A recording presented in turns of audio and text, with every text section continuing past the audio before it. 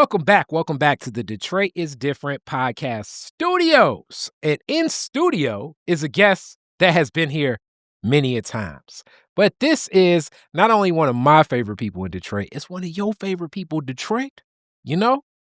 And even though she is on Northwestern grounds wearing Chadsey apparel, we gonna let it slide. So, We gonna let it slide. That's how much Flores for love. life. Flores That's for life. We gonna let it slide. That's how much love we got for her and everything she does. So back in the day, I've probably said this before. You needed a butcher and a candlestick maker. But come on now, it ain't a better baker in Detroit. April Anderson, how are you today? Thank you for having me on here again. I love coming on here. Oh yeah, you one of the biggest. You one of our biggest cheerleaders, and you I love it. She listens to me carrying on with these people, telling Detroit stories and whatnot. Yes, doing it differently. Thank you. And also, so much in business, good cakes and bakes. You probably will catch me if you go there. You'll catch me weekly on like maybe a Wednesday or Thursday, the Livernois location. Always patronizing. And the sweets are amazing. The business is amazing. The way that it's anchored in that community. We've had different stories over time, so y'all can check the archives. So by the time we get to a third interview, we just jumping straight on into Detroit itself. Here we go. And you've been in this entrepreneurship here and interacting in retail, so direct to customer space for a minute now. Yeah, almost 12 years now.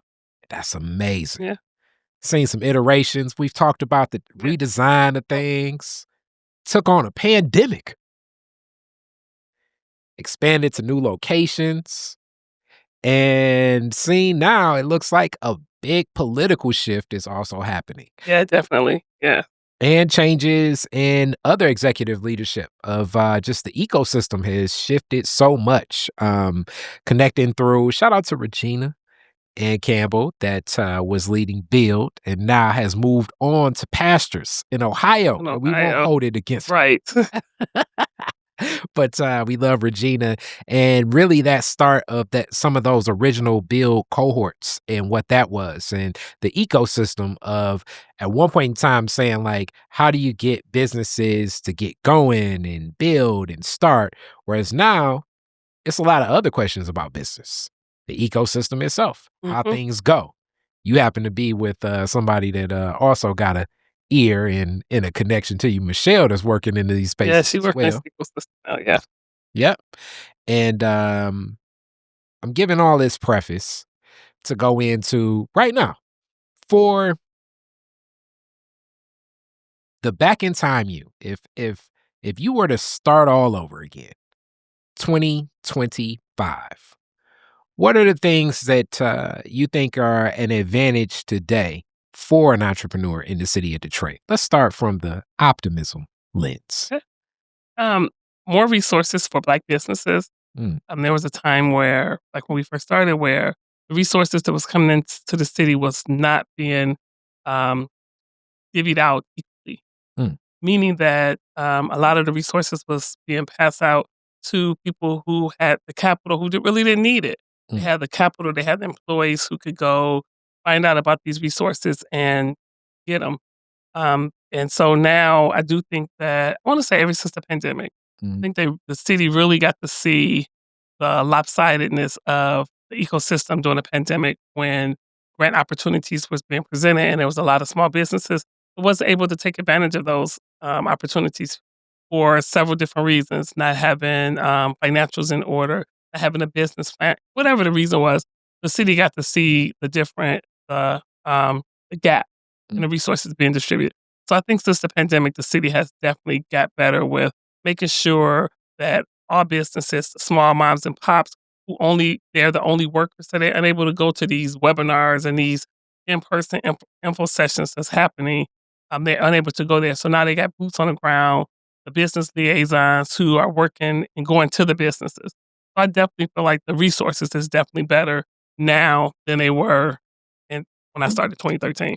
Okay. So if you were to start today, what would be your approach? And we're just more so speaking, this is real business school talk.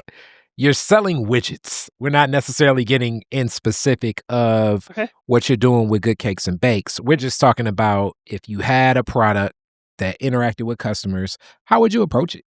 Um, hmm. So first of all, make sure I had a business plan. So using one of these ecosystems, Build Institute, Prosperous, any one of those to get my business plan in order. But I don't know. I'm not sure if I would want a brick and mortar. Hmm. If I was doing this again, I don't know if I need that to get to my customers. The pandemic allowed pre-pandemic, you could still have a e-commerce site, and but your audience was younger people, right? During the pandemic, when we were sheltered in place, um, different generations, older people were able to learn how to use the internet and feel safe and comfortable ordering groceries, clothes, food off of an app or off of websites. So I don't feel like you definitely need a brick and mortar anymore to get to your customers. Brick and mortars used to be the way of validating that you were a legitimate business, right? If you had a storefront, then people say, "Okay, that's a real business." If Mm. it was just an online thing, people are like, I don't know. I don't know if if your business is really a business. So I'm not going to support you. I'd rather go in person where I can touch and feel. I don't think you need to do that anymore. So I don't know if I would want to have the overhead cost that comes with that. I feel like you could be scalable business online now. All right. So now I guess we're going to get a little bit into where people may say, uh, it's not going to be as much of the sunny side. When you talk about the overhead of a brick and mortar, hmm meaning a location, that business is starting that business. hmm What are some of the considerations a person has to make before getting that brick and mortar? Because as much as I think it's the rent, because we often think about the rent, Yeah. but it's also so many other things. There is rent, right? There's utilities, there's Wi-Fi. Even if it's just Wi-Fi for you to run your business, you might not wanna offer it to customers. Still gotta have internet. You still have to have employees. Your brick and mortar, that means you have to have employees. It's impossible for you to scale and run a business all by yourself, so now you have employees. So you have to worry about relying on other people to represent your brand correctly, allow you to grow your brand with with them not being without with them and you not being there. If you're a food business, then in the city of Detroit, you're required to have your own dumpster. So you have a dumpster cost. You have alarm system costs. You have a POS system costs. You have to have, if you are a food business, there's the cost of doing any type of frying. Now you got to have a grease trap and it has to be removed. You have to pay for them to come in and empty that. You have to have there's tile linen company that come and do your linens. Mm, It's like a million costs that you have to have. wow. And that's why sometimes I have the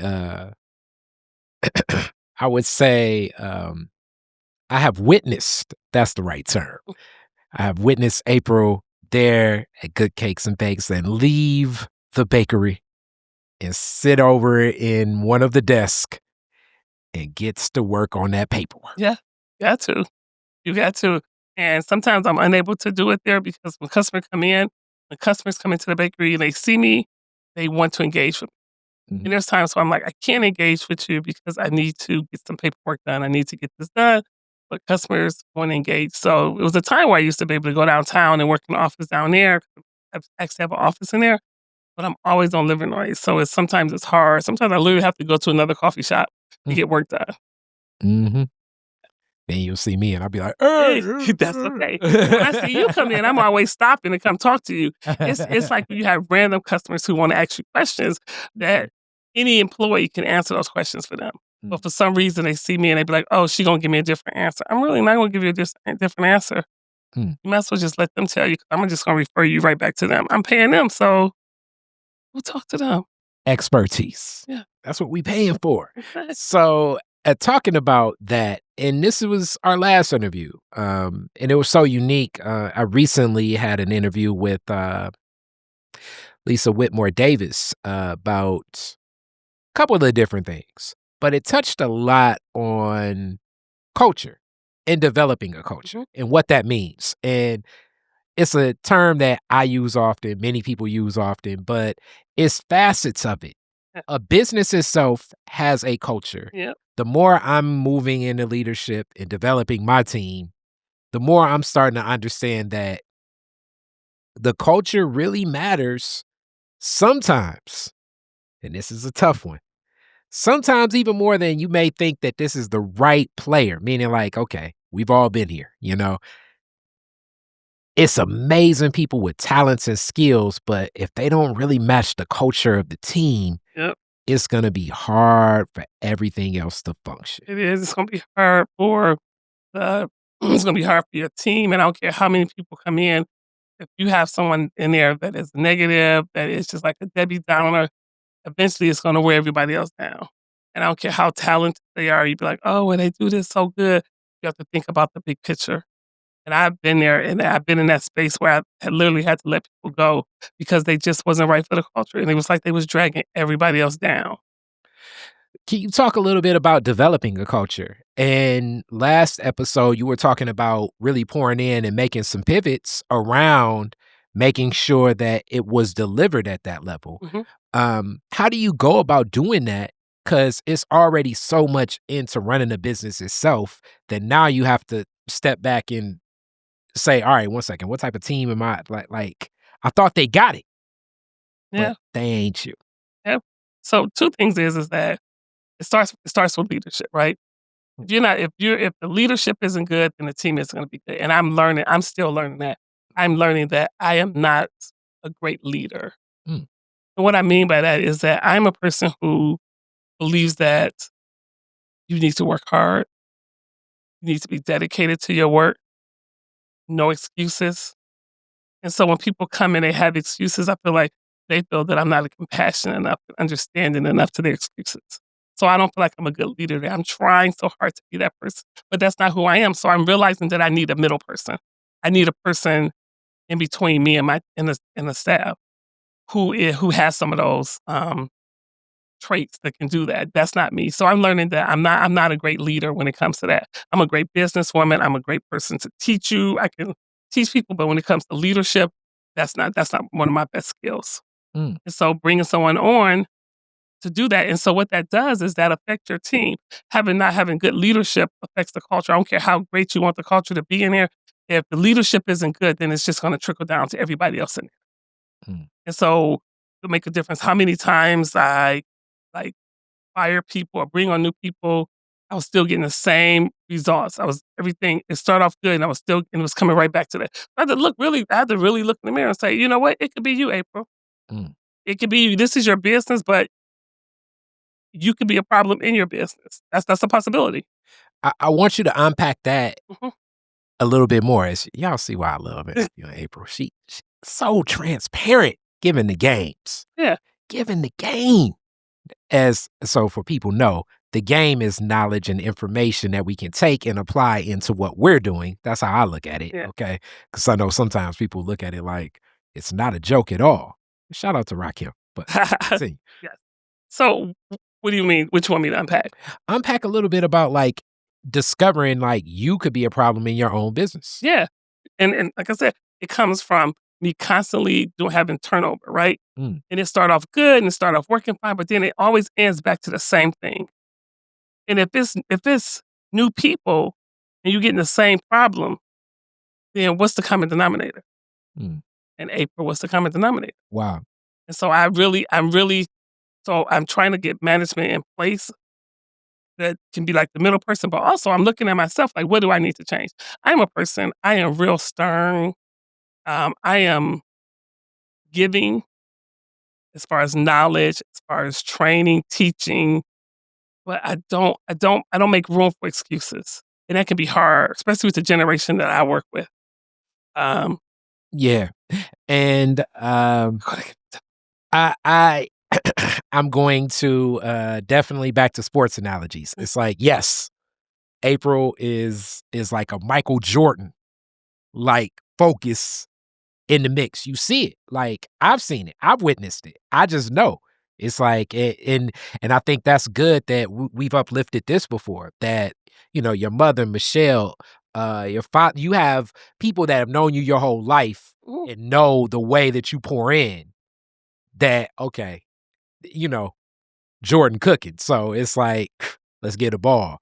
But as you bring in new players, it just it's a different mesh. And I uplift this even in what I'm doing with Detroit is different now, as I have a team of like people will say, like them dudes with the red shirts. And shout out to the team, as I'm looking to pivot and pour in a little bit more of what that looks like, because it's the empathy, because the dynamics change. So I'm not gonna like break any violations here, but like people will open up about different things they're experiencing, and it changes the dynamics of the relationship, as my father, Greg Frazier CPA, always uplifts. And when the dynamics of a business relationship change, especially if like from that level, it's like, where do I go with this information? Mhm. You're grieving, you're grieving a loss, and the loss could be a relationship, Mhm. which we're kind of in the same mix of like a lot of my crew is somewhere between 18 and 24, and I'm 42. You got me by a couple days, and we look at it like, I mean, y'all was only together for like 3 months. Right, exactly, That's right. that's see, that's what we thinking, But that's but not that's not that's not there. that's not theirs as well as that's No, not important. It's not important no. to them. If it was just yesterday, I met them, I'm in love with them, and then they ain't called me back in 2 days. You just met them like 2 days Yeah, ago. that's That's what we thinking. exactly that's what my head thinking, and sometimes my face be showing that, so I have to really like be like when I'm like seriously. So No. and so knowing those things, I that's why I feel like I need that middle person. I Yeah, need that middle person who is younger, yeah, can kinda relate to them and communicate the way they need to communicate because I communicate with them like a mother, I feel, yeah. and I'm not your mother, and so I'm communicating to you like I'm your mother. I'm communicating to you like that parent-child relationship, Mhm. and so when you have that, then you a different type of dynamic come on, right? Yes. So now I you we have this mother-child relationship, so now it's like most parents, you feel like you can get away with some stuff, right? I can say something, or they talk to you differently when you have that relationship. And so I need that middle person because I'm not your mother. I Yeah, don't want to be your mother. I just want to be your boss. And honestly, I don't even want to be your boss. I just want to be a business owner and let yeah. somebody else run that part of it.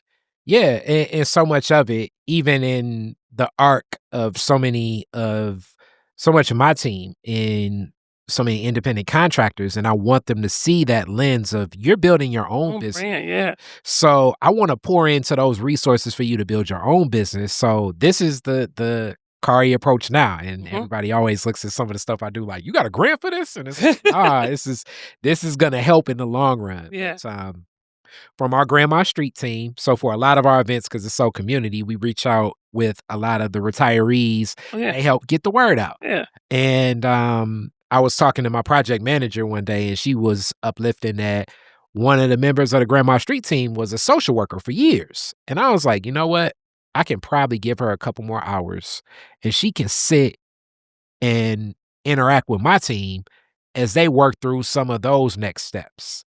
Because I have some support that I'll definitely apply and definitely have the empathy, but it's back to those dynamics of a relationship Yeah. where I want to like, let's focus on this camera, let's focus on this editing. Hmm. Whereas some of this bandwidth where I know they do want to talk about the breakup Yeah.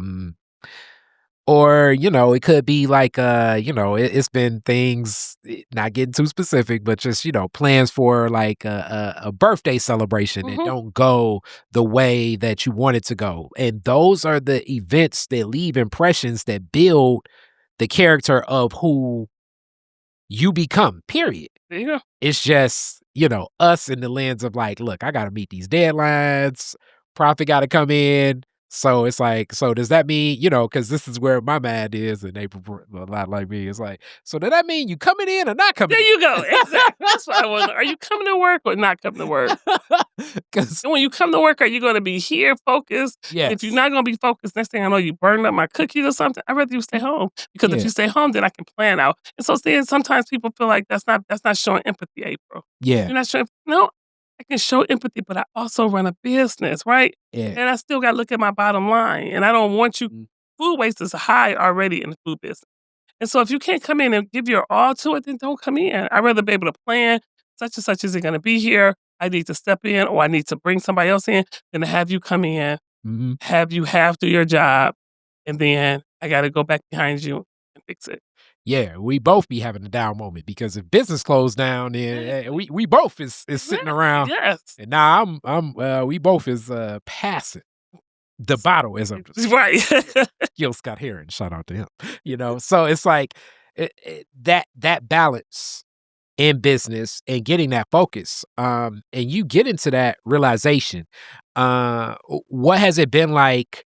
And that's the beautiful thing, that every conversation you're always looking to add more, and so much more of what you add ends up impacting community. Right. For sure. Last discussion, you were talking so much about pouring in and meeting your customers at what their expectation is. Yep. Now you're exploring meeting your team and what their expectation Mhm. is. Our original interview was meeting your expectation of just getting in business and having an open mind to that. Mm. You see the layers? Amazing. Amazing. So, with that, when you think about like what you want to create and knowing that it's others that can help, how do you even go about a process of finding the right person and people that can assist in making those translations? Because as much as we also talk about culture, hence this is the other thing: diversity, equity, and inclusion. Yep. Diversity we often see, especially as Black folks, we see as Black folks need to be here, you know, Sal's Pizza. Mm. But diversity also is within age, Mhm. because you're right. It's we're interpreting things differently. Some of it is because of the era. Some of it is just because even when we were probably that age, we were probably the same. But it's hard, you know. We didn't know our 19-year-old self. Yeah. And it's different because these generations now have a lot more information, Yeah. right? They have access to way more information than what we had access to, right? So it's sometimes it's a good thing and sometimes it's a bad thing. It's a good thing because their thinking is a little bit different. So there's sometimes where I have in my mind this is what we should do, and then listen to them like, oh dang, I never would have thought about it like that. So there's pluses and minuses to all of it, but bringing in somebody who can understand, first and foremost, the leadership style has to be different than mine. Mhm. They definitely have to have a different leadership style, but having a leadership style, knowing the difference and being a good coworker and being a good leader. Because right now my problem is that I'll bring in someone in management and they'll get this like friendship with their team. And so now they don't really want to like correct them or discipline them because you didn't develop this friendship. And it's okay to have a friendship, but you still should be able to lead your friends. And if they truly are friends, then they understand this and they're gonna do their job correctly. So any management that I brought in now, bringing in someone younger who could relate to the team that I have, teaching them the difference in being a good manager and a good leader. Mm. Because they feel like being a good manager means that they are friends with their team. But you can be both of those things. But you have to have that. And I can't teach you that. I can teach you how to manage the cakes and bakes, but I can't teach you how to be a leader. Yeah. And I often say, and that's the other part of it. So I want to have some different development with my team come in different waves, just for them to understand conceptually, like all these sports analogies. I think it's the football thing I say. It's like you got winning the game, you got scoring a touchdown, and you got getting a first down. Yeah. And I see some of my behavior when I was that age because sometimes it's just rushing through. Cause that's, you know, I'm rushing through my homework Yep. because I want to get back to the video game or talk to my girlfriend or whatever, you know, joke with my friends. rushing through. I'm rushing through. But and some things can move expeditiously, rushed. Sometimes you need to understand, like, if you I feel like if you don't understand the winning the game, then you're missing the first down and even the touchdown, Yep. even if you're scoring points along the way. Like, I uplift this so often with what I do here with Detroit is Different, working with clients, and it's lessons I'm learning and pouring in more about storytelling and narrative building. So much of it, as much as it's the equipment, the lights, the microphones, and all of that, that's less important than knowing the narrative of the story that you want to tell at the end. Yep. So if you don't get what winning is, and my main goal is I want to kick back and have the type of experience where a guest come in here, I'm able to blabber all of my thoughts and minds and like pull in my mental Google and we share and we have a great exchange. But the person walks away and says, wow, that was an interview like I've had no other place. Right. And then that message can carry to the next person. So could I have a person that works with me that understands that the light is great, maybe even better, the graphics look better, but if they don't get the message of where I'm going with winning the game, then scoring a touchdown and getting the first down, it matters, but it's not gonna be as impactful. Right. I say that all the time. I always say my father used to always say, "Everything ain't a sprint, April. Everything ain't a sprint. Sometimes it's a marathon. You gotta move slow." 'Cause I'm like you, I'm rushing through. I wanna get done. I wanna get done. I ain't even paying attention. So you those little details you ain't paying attention to, right? And I always tell people at work that I'll be like, "Yeah, you want to get the customer in and out, but you gotta take that minute to listen to them." That is like in the front counter, it's always a problem where they're just trying to rush through the next customer. They see a long line and they rushing through, so they're not even listening to the customer. So now you just messed up their whole experience. And you don't even realize it because you wasn't listening. They told you from the beginning, "Yeah, tell me what you got, but I don't really like chocolate." So the first thing you say shouldn't be German chocolate cake. See, you're not listening. You're running through, so you mess up their whole experience because now they got to repeat to you, "Oh, I don't like chocolate." So I always tell people, just slow down and listen. I promise you, if you listen, it's gonna go faster and it's gonna go smoother. Yeah. It's when you rush in to get to the end, to get them to the register, that you and you mess up the experience.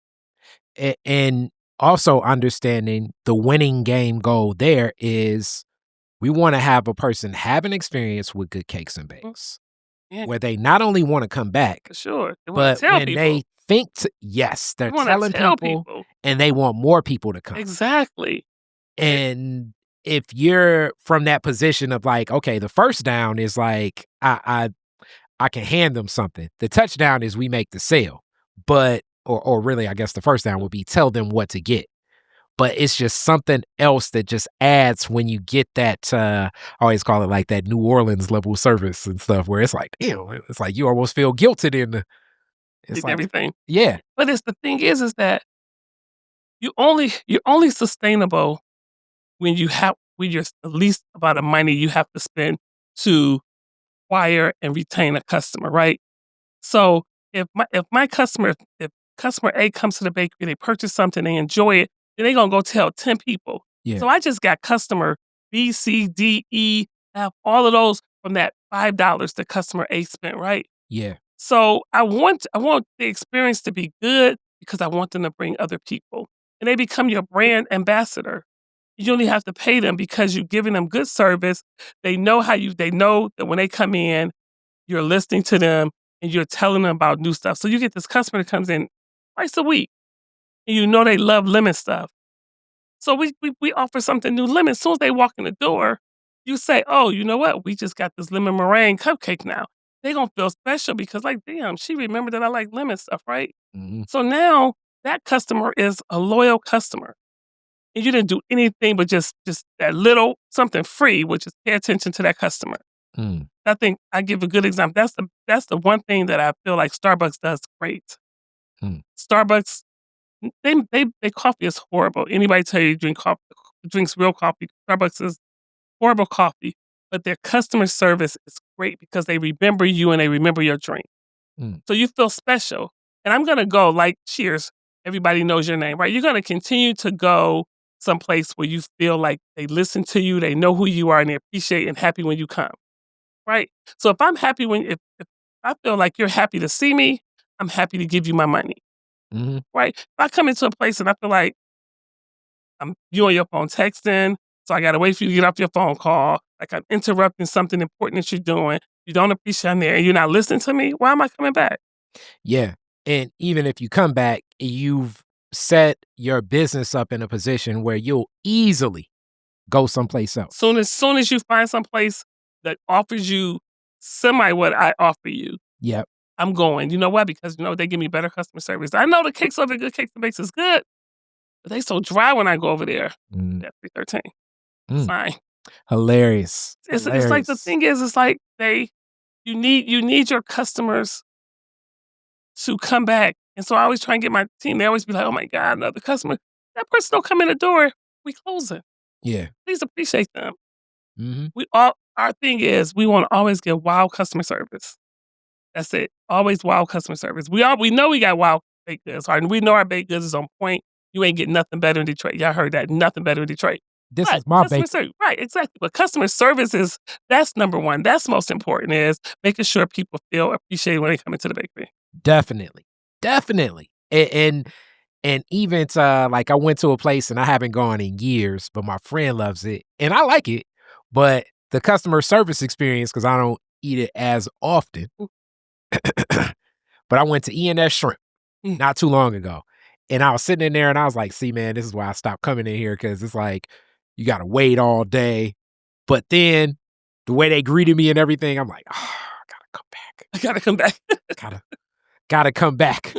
And it's like they only taking cash. It's like it's all types of reasons. So now you got a plan when you go, like, 'cause who carries cash a lot? So you're like, dang, I gotta make sure I got cash when I come over here. So those are intentional visits, right? You Yes. intentionally planning to go to that place. And if I get there and my customer service is underwhelming, then I'm like, why am I going out my way to make sure I make that cash when I get in the car? So when I get on that side of town, I can go there. Why am I doing all to get this underwhelming customer service? Like I'm an inconvenience. Like, dang, it's something else I could be doing.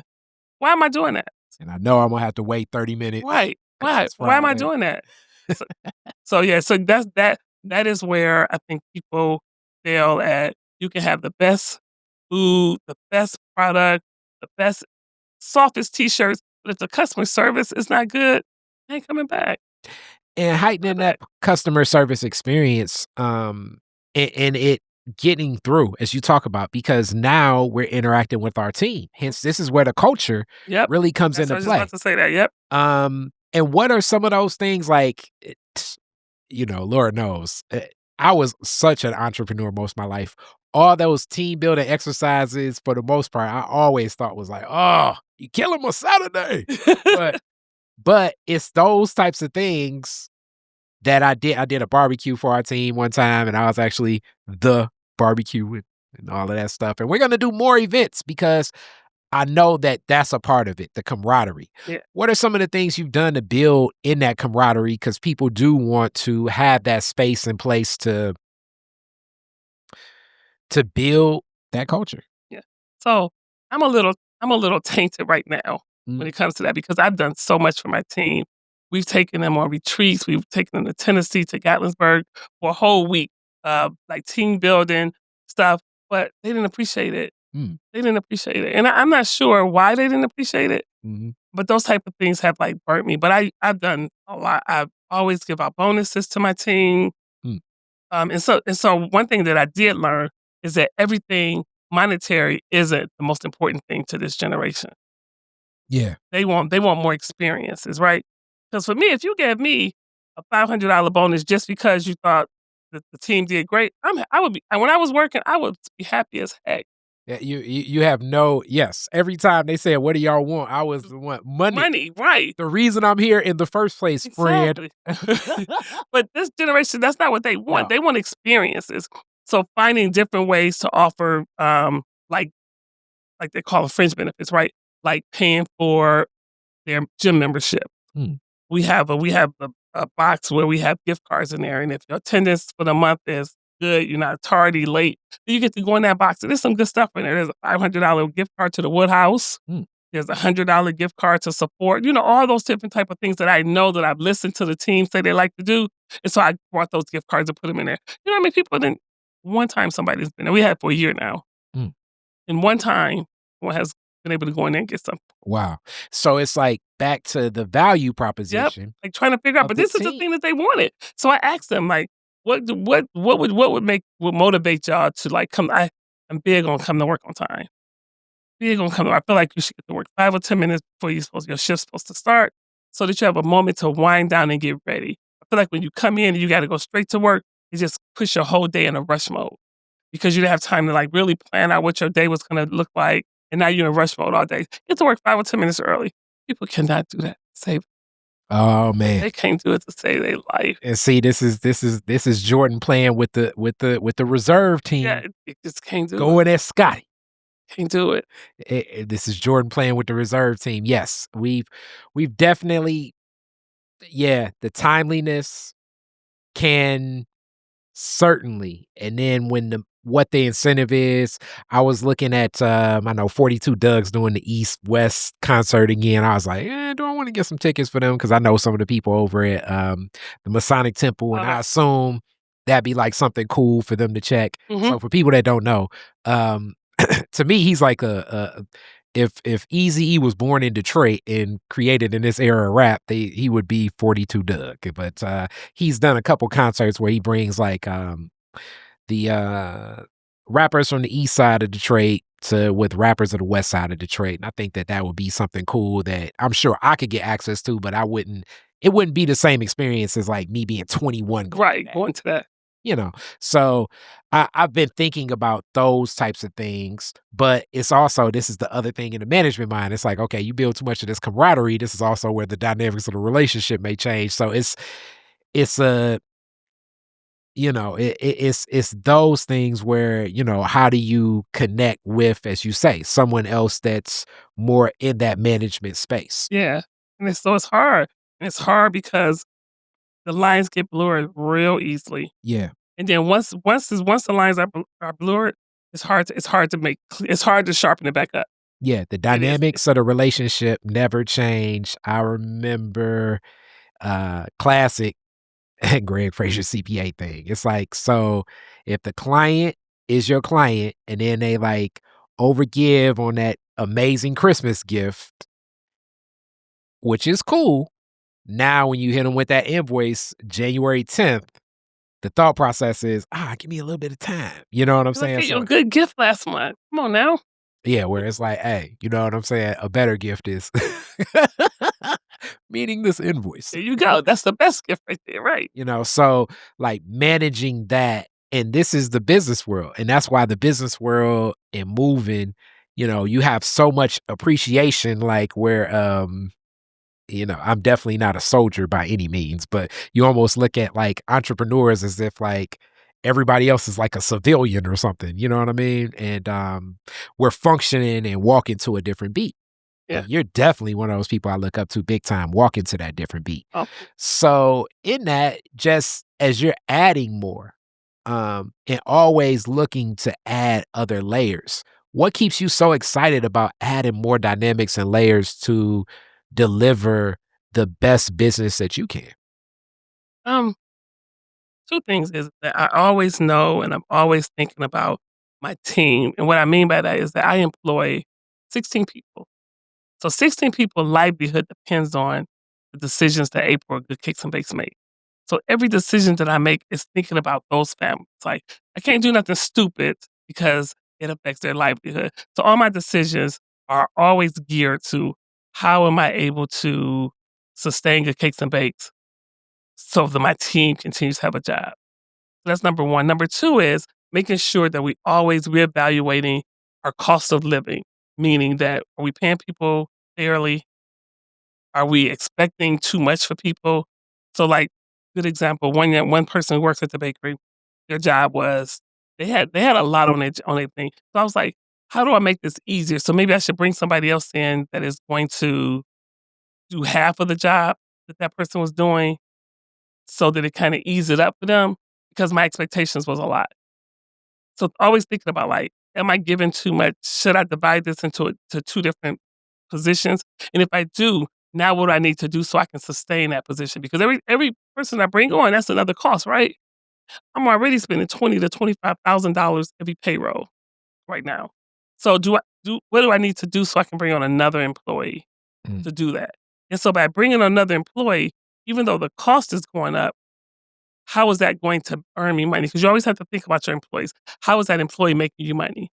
Employees shouldn't be costing you. Every employee you should be able to see what they're generating for your business. So thinking about, like, if I bring this employee on, how is that going to help us generate? How is that going to help us to generate money? How is that person contributing to our revenue, right? So always thinking about that, but realizing that in order for me to keep this employee, because they constantly complaining about being overworked, how how are you going to keep this employee happy? Mm. And so bringing on somebody might do that, but it takes a minute because I got to think about what do we need to do? Like, how many more wholesale accounts do I need to bring on in order to sustain and make it sound right and feel right that I brought on another employee for the kitchen? So always thinking like that. That's my waking, sleeping dream. I dream about cupcakes and bakes. Like, oh Yeah. my God, Yeah. how many more accounts do I need to bring on? And as it's so you definitely similar in so many thoughts as I'm adding to the team. And you're interacting, and I still want them to grow their business, but I already recognize that I'm gonna be their primary account probably for the foreseeable future because it's gonna be other business skills that they're gonna need to Yeah. develop. Hmm. And more so, this is the other thing in business. And I you can reference episode the first time we got together with this. If you own a business, you are in sales.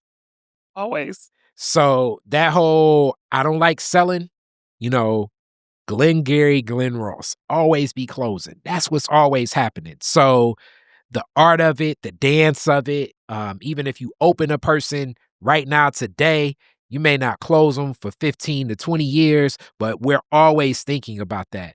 And it becomes even more pressure when you recognize that you got a group of people looking at you and they're dependent on you. Hmm. So, like you say, those decisions, you know what I'm saying? You can't Every just decision. get to the casino and say, Right. hey, 'Cause you know what? let's roll. There you go. Roll them dice. No, every decision that you make has to be that. Like, if we had to end the relationship that we've had for 3 years with a wholesale account.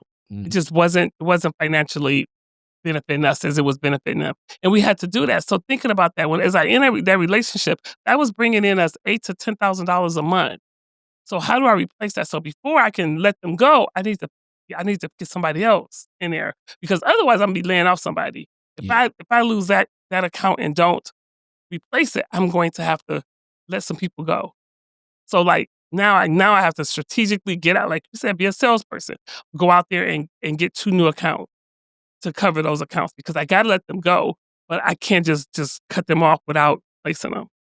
And in that same mix, as you say, because yeah, if you let people go, because that's a part of business, Mhm. and this goes 360 back to culture. If you let one person go, even if they're the person that everybody thinks should go, Oh, it adds a level of like, damn, they letting people go. You know what I'm saying? That'll be the permeating yes, message. and not only that, but it'll be so all of a sudden it's unfair. Just had to do this recently, let people go. Now everybody was complaining to me about these 2 employees, right? Mhm. It wasn't when you're not here April, they don't carry their weight. When you're not here April, they don't do this, or they doing this every time. But then as soon as I sent the email to No, let them go, people was like, "Oh my God, I can't believe you let them go. You should give them another chance." Y'all were the 2 main people in my ear complaining about this person. I Now know. y'all like, "You should give them another chance." Why? The- and that's the other thing. Like, and then You always the bad guy. it can, yes, you gotta get in that comfort space of because winning the game, as I say, when you win in the game, sometimes you gotta understand, all right, I know, I know you don't think we should punt the ball right here, but we got to, because we trying to win the game, and you may not understand. And then that's where a lot of these differences go. Now, this is on a level where, as you say, 16 people. This same thing is happening on massive levels in larger organizations, and all of this still kinda comes back to, like, a culture. In Detroit, we were blessed with something that I believe, I've talked about in these before. General Motors in the '60s, '70s, and '80s was a massive organization. But a lot of the culture of General Motors, because General Motors is basically a conglomerate of all these other car companies that came together Mhm. and said, "We gotta compete against Ford." As if you're old enough, people used to call it the Fords Mhm. because they created a culture around you're a part of the Ford family. Family. Yep. Mhm. And it was it's it's fundamental in the way that it's built, the root of how organizational structures are designed, the way that management styles are designed. It was like a design from Ford and General Motors just kinda did the Burger King, the McDonald's, and said, "Okay, we can do this better," of how we create something. Hence, even our city itself is so designed of people coming, having a store in a place, the like a grocery store, a church, communities were just uplifted. Inkster, River Rouge, Highland Park, many places throughout the city of Detroit itself around building a culture around Ford Motor Company. Mhm. Yep. We've seen it to the point where if you go back far enough, like, people would know like shifts and stuff. I often say my parents met at a cost of living adjustment party. you know, so it's like this is just what goes. Martha Jean the Queen on the radio announcing when people would get a Yep. They get raise. their profit shared. Oh, yeah. Mhm. Mhm. Like this is like it. Ford created a culture that basically built so much of the book on how to build a business culture. Yeah. Mhm. But we've also seen some of the same challenges in that same automotive industry. Yeah. So that's a lot of information. And I want to take the beautiful mind of you to say, us, people like us that have seen this, that have witnessed this on both sides. We've seen some of the dream Mhm. and some of the nightmare of Yeah. it. Mhm. What do we learn from that? So 2 things I feel like we learned from that is, number 1 is that culture, you have to start that from the beginning. You have to have that. That really needs to be part of your business plan. This is how we want our culture to be. We want it to be a family, but still a family of a leadership in there, right? So even though if we talking about Ford, even though you would never have a conversation with the Fords, right? Mm, But they always seemed like they was reachable because they always communicated. They made videos before there was social media. They made videos and they talked to their staff. They put when something was going on, they went directly to their staff. You didn't hear about it from the news. Something happened at Chrysler, something happened at GM. You heard about it through the news. We about to lay off people. The news told you before they did, right? But Ford came to them and they would sit down and talk to them. Good example, 2008 when Chrysler, GM was about to file bankruptcy. Ford said, "We're not filing bankruptcy. We're going to work this out." And they say, "And we'll tell y'all what we're gonna do after we tell our employees. So after we tell our team, then we'll come and let the news know what we're gonna do." Right? So people could always know it wasn't gonna be nothing shocking that we're gonna hear about on the news. You're gonna hear directly from us, just like a family, right? Something's going on in the family, we have a sit down and we talk about it, right? Parents about to get divorced or something, we gonna sit down and tell you about it. You ain't gonna hear about it out in the streets, you gonna know from us, right? New parents pregnant, we gonna sit down and talk about it. We gonna tell you what's going on. And that's what Ford did, right? So it had to be part of their plan from the beginning. We wanna always make sure that we're the ones telling our team what's going on. And so in any business, you can have that. If you always like open and talk to your team. We have staff meetings and I am very clear and I tell my team like, "Hey, we are this is y'all have to remember January, y'all, it becomes very lean. So your hours might be different. So plan accordingly in November, December, because again, everybody wants to lose weight in January, right? So then we started figuring out ways that we wouldn't have to, like, lower people hours and stuff, was because we got wholesale. So we brought wholesale on because that's like almost like guaranteed money. You know, every week you got these orders, you know, every week that you got this, right? So yeah, sales might be slow inside the bakery, but our wholesale is good. Our online shipping is good. So finding other ways, but making sure that you're communicating with your team. Like, oh, right now it's kind of slow. So you know what's going to happen is that I know you used to just run the register, but if you want to keep your hours, then I'm gonna move you over here into the kitchen and you're gonna help package up this wholesale stuff, right? But being transparent with your team. It's something called open book financing. Everybody can't do, and every employee is not gonna understand that. We tried that, and it didn't work with the team that we had, right? But that don't mean that I'm not gonna share, and I'll share with people. Like we went over to semi-monthly pay instead of being paid every 2 weeks. In January 2024, we went over to semi-monthly, so you get paid on the 15th and the 30th of the month. A lot of people don't understand that. I understand that 'cause I'm older, and that happened before in one of my corporate jobs, right? But my team is young now, so they didn't understand that. But we talked about it months and months in advance before we did it, and I explained why we was doing it. We was doing it because of a cash flow. We was having a cash flow problem, right? So there's 4 times out the year, if you get paid biweekly, that there's 3 paychecks that you get in a month, right? And if we're spending $20,000 a month, I mean, $20,000 a payroll, there's 4 times a year where that is a $60,000 Yeah, hit, right? But that doesn't mean that month that is $60,000 payroll, that we got an increase in $20,000 worth of sales. We're still getting the same sales. So if we're doing $114,000 a month, and 40 of that is going to payroll, and then there's those 4 times where it's 60, yeah. something ain't adding up right here for us, right? For us as a business, that's a hit, and that hurts us. So we had to figure out, like, what do we do? So I started investigating, and semi-monthly pay helped us. And so it doesn't mean that our team is getting shortchanged as far as that month where it's 3 payrolls. It just means that we plan for it. We plan for that. So there's 1 week where you're getting paid for maybe 10 days. There's another payroll where you're getting paid for 18 days, but it's planned. It's not something that just comes up. So it took a minute for our team to understand that, but we've been doing it for almost a year and a half now. So they get it, but those are type of things. So planning, talking about it and explaining to them. Don't just saying, oh, we're going over to a semi-monthly pay period. No, we're going over to that because a cash flow problem. And even introducing that, and you see that April teaches business concepts eloquently.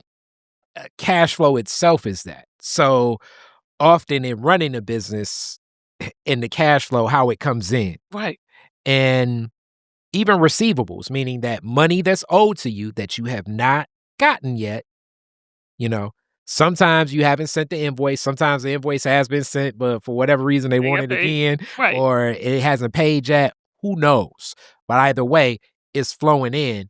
But when you have staff, they need to be paid. And they don't care about you. They don't care to hear such and such owe me 3 invoices. They don't care about that. They just know they got DTE due, they got their phone bill, their car note, they got kids that they gotta take care of. So they don't want to hear that. No. So, and I don't have to say that to them. I don't have to tell them, oh, I can't pay you. I don't want to ever have to tell that to them to employee. So I had to figure out what could we do to make it easier for the system. Exactly. And so that works for us. Like I said, we're going on 18 months with it, and it works for us. And you also were transparent about it. Yeah, exactly, from the beginning. And I didn't just throw it on them. I told them in August that come January, I had to sit down with the accountant, and we had to figure out when could we do it where it wouldn't be interruptive to our team. And so we give our team a month off in December, a paid month off. We go off whatever day, the 21st, 24th, whatever day we go off in December. That's our last day until Martin Luther King's birthday. So that was the perfect time, right? Because we would be off work. Team is already planned for it. They get paid for it, but they're going to get paid on the last day of the year. And then in January, we'll start. So they'll get paid on the 15th. So the first day they come back to work, they're getting a paycheck for not doing nothing at all. So we plan for it. So in August, we told them, come January, this is going to be the new pay period. This is how it's going to work. So it took them a minute to realize, because, people's getting used to being paid on Fridays. Yeah. So it took them a minute to understand, like, what day we get paid? What day we get paid this month? This time, it's always on the 15th and the last day of the month, unless that falls on the weekend. If it falls on the weekend, and you get paid the Friday before that day. So it took them a couple months to get it, but now people got it and they understand it. So it just requires you just to rethink about how you do your bills. And I had to sit down with some people and like, hey, let's call T-Mobile. I know your bill is due on the 8th, but you know what? Let's call T-Mobile and let them know how you get paid, and you need to change your pay date, your day. They was like, oh, you can do that? Yeah, you can do that. So, sitting down with some of my team, and this is where the mother in me comes in, right? Like sitting down, like calling T-Mobile, calling DTE, and changing their due date from the 22nd to the 1st. So when they get paid on the 30th, they can pay it on the 1st. So just, sitting down with them and, talking it through. But yeah, we had to do that. So that transparency is what is one way of getting your team to understand and have that familiar type of relationship type with the business. Then another one again goes back to culture and leadership. And this is very important today more than ever, because as much as it's so funny, as much as these devices have us think that we're as social as possible, it's more and more studies coming out that people feel so isolated. Mm-hmm. And they feel that they're all alone. On the island on their own, yes. So hence pouring in with that transparency and helping out with something like that is speaking volumes now when that person is, it's something to go into, like how you set up and connect to that. So I would say that that's powerful. That's powerful. And the next question I got for you, because it's hard to get me fluxed, but April, just be deliberate. So in looking at that, and as you carry on, and now we're looking at so much of what we learn, what are some of the other things you've learned from being in a city like Detroit about when you do have infrastructure that's so built around? Because I look at the challenges that all the big three faced was not understanding the pivots in the market. Yeah. Which this is really the fear that all of us in business have. Mm-hmm. That will we be ready to pivot as the market shifts? You don't want to be Blockbuster when people begin to get Netflix. Yep. Mm-hmm. So I always, a good example is that pre-COVID, I knew that we needed a website. We had a website. Basically, it was like a landing page. So it was more a web page. Yeah, it was like a landing page. You can go on there, you can see we offer. But if you wanted something, you had to email us and then wait for somebody to get back to you. And at the time, it was just me and my mother, right? So I might be 4 days before I got to that email, right? And we was losing customers, I believe, because baked goods, to order it online, that's an impulse thing, right? And if I have time to think about it, then I might be like, yeah, I really don't need that cake. I don't need that cake, right? So I'm losing a customer. I need to be able to get you when you had that impulse and close the deal right then and there. So at the time, there was no like Shopify and stuff. So you had to purchase your own SSL, which cost like $900 a year. And you had to pay the first year in advance. So Michelle was like, we ain't got $900 to do that, but just for you to think somebody's gonna buy a cake, right? I said, well, I ordered from other places. So it was like a real like back and forth. Like Michelle is like, because at the time, she was covering all the household bills, and she was like, I need assurance that this is gonna work. And I'm like, it's gonna work. So getting that website, right? That was in 2016. 2016, we got the website where you can pay for it online. Immediately, we got customers, mainly downtown, people who work downtown, be ordering 2 cupcakes to be delivered. We charged $15 at the time for 2 cupcakes.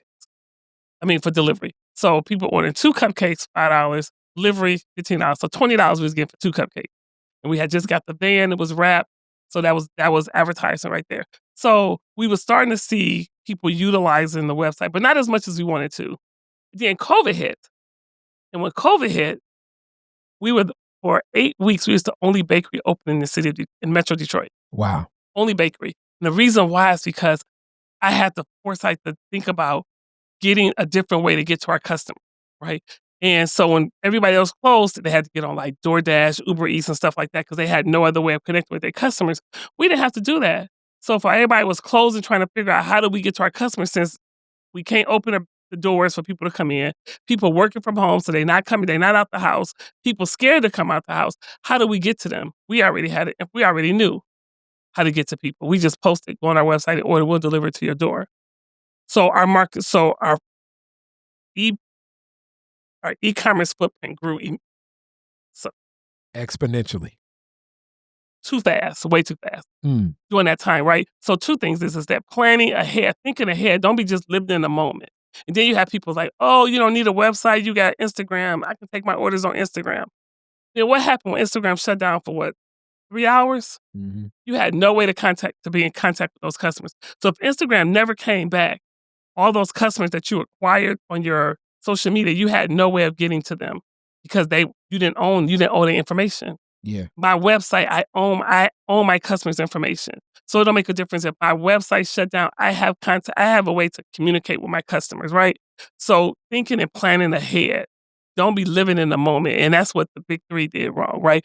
I worked at Chrysler for 7 years 6 years in the plant. So I know how the thinking was, right? Then I moved over to the financial side of Chrysler. So they were making so much money off of large SUVs. And they did not plan ahead when gas prices went up and people were now starting to get hybrids and smaller cars. It took them years to do the transition to put a lot more focus on smaller cars because they was making such a profit off of large SUVs. So that's why you had this big dip and now they about to file bankruptcies because they wasn't planning for a shift in people's mindset when it came to gas prices and a recession. I can't afford to put $200 to this big old expedition, Mhm. right? Excursion. I can't afford to pay gas for that. Let me get this little Camry. Mhm. Because at the time, Camry and Honda, Toyota, they were already planning for this, right? They already had e cars and hybrids, right? They had already had this in 2009. They already had hybrids. They was not thinking about gas guzzlers.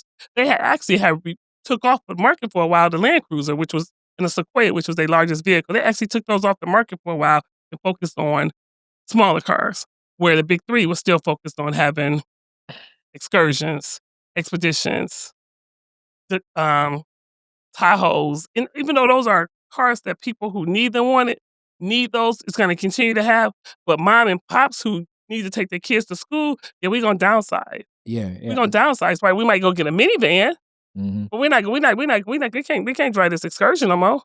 It was nice 2 years ago when gas was cheaper, but we can't afford that now. Can't afford the car note on it and the gas on it, so now we need to trade that in for something smaller. And so they wasn't planning for that. So you always gotta be thinking ahead. You can't live in the trends right now. You always gotta be planning. You always gotta be 3 to 5 years ahead of what's going on right now when you're planning. And that right there, as we get to a close on this session, and we gonna do something right now. This inspired me. We got to do something. We gonna do something in person, live one day. We Cool. gonna do that. That's gonna be a fun one. That'll be a fun one because you have such a wealth of this knowledge when you share it. It's so rich. Um, I because those vulnerabilities that we have, because you share Yeah. often in entrepreneurship, is am am I ready for what's gonna come? Because it's already enough to just deal with what's on your plate anyway. Yep. Um, and can I make sure my team is good? Hence, one of the number one things as you spoke to, like we spoke so much about it, but I'm hoping it can pull out, and I'm even pulling out from it. How do you build that culture? Yep. How do you connect with it? Um, when do you, because this is always what a lot of people often say, because when people even come to me and they say, we've had this discussion before, it's like, when do you not do that? It's like, it's so a part of me that it's hard to even disconnect. How What you disconnect? I don't know how you I don't know how to disconnect. I don't know how to disconnect. And that's where I was just about to ask. when do you have that time where you sit back and you kind of just look and reflect on the points that have been scored and all of those victories? Because it definitely starts with, like, you're in business with sale number one. It started with that first dollar. Like, back in the day, people would frame that first dollar or whatever. Right. But it started there, where I know, we never, I'm just assuming this. You saw the vision, but you never knew exactly from what angle it would come Right. to where you're at now. Oh, for sure not. When do you step back and say, okay, it went from $1 to where we at now? When I'm talking to someone, like Mm. when I'm having these conversations, like with you or other people, that's when I do it. But I never ever I never take the time to sit back and just think about my wins or think about, like, God, look at all this growth we had. It's only when I'm talking to someone, they asking me questions about it Mm. that I think about it. And when I'm talking about it, and as I'm telling you about all these things, I'm thinking like, damn, that was good. You did good. It's But I amazing. don't think about it. I don't never have the time to sit down and really think about it because I'm always so it's either two things. I'm either thinking about the bakery or I'm listening to books. I listen to books. That's all I do when I drive. Is listen to audiobooks all day. Either business books, autobiographies. Sometimes I might get a love story in there. Some I like period time books. But I listen to books. Mm. That is my time where I'm not thinking. I honestly think that's the only time I'm not thinking about the bakery Wow. is when I'm driving, and I do a lot of driving. I listened to Michelle Obama's book in 1.5 days, and it was 22 hours. Mm. And I listened to it in a day and a half, and I only listen to it when I'm driving. Wow. I just told you how much driving I do. So that's the only time I really have where I'm not thinking about good cakes and bakes Mm. is when I'm driving, listening to a book. Other than that, I'm always thinking about how to improve. What do I need to do different? What do I need to do different? Man, oh man. Now I need you, and I need you to take that message and share it with almost everybody I know, to be like, why is this guy always, because I'm really, No. like, you know, people are like, you really wake up at 4 o'clock in the morning and you editing? I'm like, yes, Yeah. yes. 4 o'clock, I'm driving to the bakery, sitting in front of the bakery. Before I go in, I might look at Instagram for like 30 minutes. Sometimes the police may have to wrap it like, hey, Brian road past 3 times. Can you go inside? Like, just let me look just a little bit more. I'm going. He's like, go inside, please. I Hilarious. done rode past 3 times and you ain't even noticed I rode past because you're on your phone. Hilarious. But I know when I get in there, I'm about to get to work. But yeah, 4 o'clock, I'm pulling up on Illinois. I love it. I love it. And now you got somebody else looking for this lemon meringue cupcake. Right. You know that now. It's like, I want that. I forward want to that. that. Looking forward to that one. All right. So you've answered the classic questions so many times. So now I got to pivot in my creativity. Let's see. Not the classic questions. Been talking about period pieces. Okay, here we go.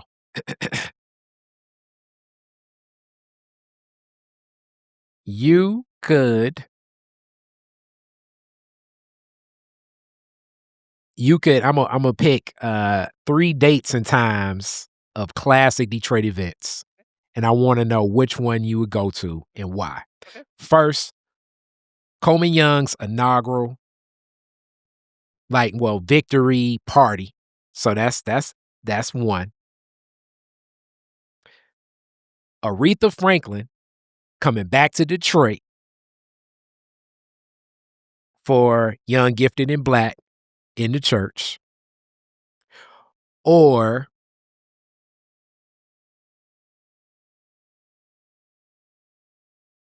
the Pistons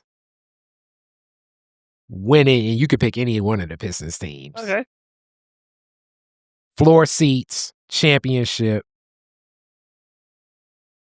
Which one you picking? Why? Yeah, that's kind of hard. But I would say I'm picking Coleman Young. Okay. I'm picking Coleman Young. And the reason why is because all my childhood, I looked at him like, this is a man who is unapologetically Black. Mm. He don't care.